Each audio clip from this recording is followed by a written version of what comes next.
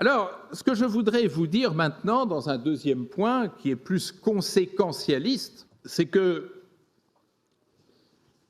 cet identitarisme qu'on voit ainsi projeté, encore une fois par l'échec, par le jeu pauvre de l'entreprise politique, cet identitarisme, contrairement à ce que l'on dit généralement, ne débouche pas sur un néo-nationalisme. Et je voudrais vous mettre en garde contre cela. Et je suis très étonné de voir comment on emploie un terme pour l'autre. Identitarisme n'est pas synonyme de nationalisme. Je dirais que d'un certain point de vue, c'est tout son contraire. J'ai essayé de vous montrer à la séance numéro 2 que la nation, c'est un projet de regroupement. C'est un projet plural. C'est un projet d'intégration des différences. C'est un projet égalitaire entre individus qui sont fondamentalement différents. Donc c'est tout le contraire de l'identitarisme.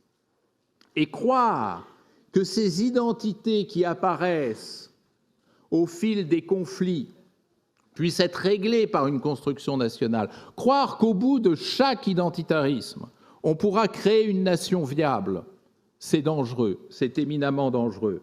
Je reviens à ma carte du Caucase. Où est le projet national dans cette explosion identitaire? Où sont les nations que l'on pourrait construire? Qu'est-ce qui fait l'irréductibilité des identités à la nation, de l'identitarisme au nationalisme? D'abord, fondamentalement, l'identitarisme, c'est une référence à l'identique. C'est ce que j'appelais tout à l'heure la cité de l'identique. C'est l'intolérance à la différence. C'est l'obligation de similitude. Et ceci est vrai dans les comportements micro-identitaires. Je veux rester comme je suis et je ne veux traiter qu'avec ceux qui sont comme moi. Mais c'est vrai dans les ensembles macro-communautaires. Si vous voulez avoir votre place au sein de la nation française, il faut que vous ressembliez absolument à tout ce que moi, je considère arbitrairement et subjectivement comme étant l'uniforme de la nation française. Ça, c'est une perversion identitaire de la nation. Il ne faut pas l'oublier et il faut savoir faire toujours la différence entre ces deux concepts. Deuxièmement, il faut comprendre que la nation, dans son histoire, à la faveur de la Révolution française, à la faveur du printemps des peuples européens au XIXe siècle et des grandes doctrines qui l'ont structuré, le projet national, c'est un projet de gouvernement. C'est-à-dire construire la cité pour atteindre un certain nombre d'objectifs collectifs, pour permettre au peuple de s'exprimer. C'est le lien intime qui se forge entre souveraineté nationale et souveraineté populaire que vous avez sûrement appris et en droit constitutionnel et en histoire des idées politiques. Le projet identitaire n'est pas un projet de gouvernement, c'est un projet de rassemblement, c'est différent. Le projet identitariste, c'est un projet qui ne s'intéresse pas à quoi faire, mais tout simplement entre qui et avec qui pouvons-nous faire. Ce qui amène à une troisième caractéristique, c'est la négation de l'altérité. C'est-à-dire que dans l'affirmation nationale, vous avez la reconnaissance de l'autre nation qui est à côté de vous.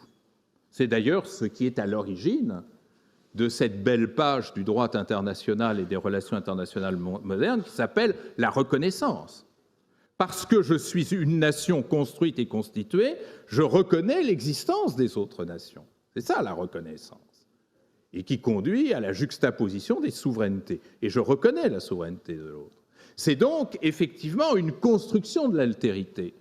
J'existe, mais le seul fait de proclamer que j'existe en nation me conduit à reconnaître que les autres existent aussi en nation. Alors que l'affirmation identitaire est dénuée de toute référence à l'altérité. L'autre n'est pas. Au mieux, l'autre ne m'intéresse pas. Et enfin, et je vous l'ai dit plusieurs fois, mais c'est quelque chose de tellement important que je préfère vous le dire plusieurs fois, l'identité, contrairement à la nation, n'est plus territorialisable.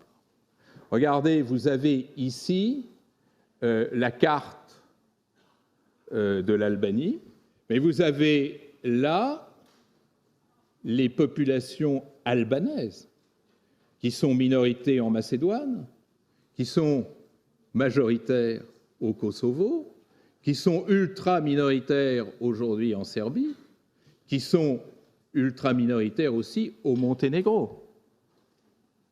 D'où effectivement cette communauté imaginée qui est charriée par tant de penseurs et d'acteurs de la Grande Albanie. Mais si un jour se faisait la Grande Albanie, alors vous verrez se reconstituer en son sein des minorités macédoniennes, serbes, monténégrines, parce que ces régions-là sont également occupées par d'autres ethnies. Et ceci est vrai, encore une fois, du Caucase, je vous l'ai assez montré, ceci devient dramatique dans le cas de notre voisin, la Belgique, dont vous savez à quel point le partage entre flamands et wallons devient un partage dramatique aujourd'hui, et notamment ces régions qui s'appellent ici communes à facilité. Qu'est-ce que c'est que ces communes à facilité? Ces ronds verts que vous voyez, ce sont des régions, des communes où résident, vivent des populations qui ne sont pas de même culture et de même identité proclamée que la population majoritaire. C'est-à-dire communes à facilité où sont majoritaires les Flamands ici, où on retrouve des populations germanophones là, et où se retrouvent ici, en zone flamande, des populations à majorité wallonne. Comment traiter cela? C'est ce que je vous disais tout à l'heure. Génocide ou déplacement. Pour toutes ces raisons, donc, distinguons, prenons soin de distinguer identité et nation. Et rappelons-nous que la nation était une réflexion sur le territoire et sur la communauté politique. Ce que la nation impose, c'est une communauté politique, jamais, jamais au grand jamais, une uniformité ethnique.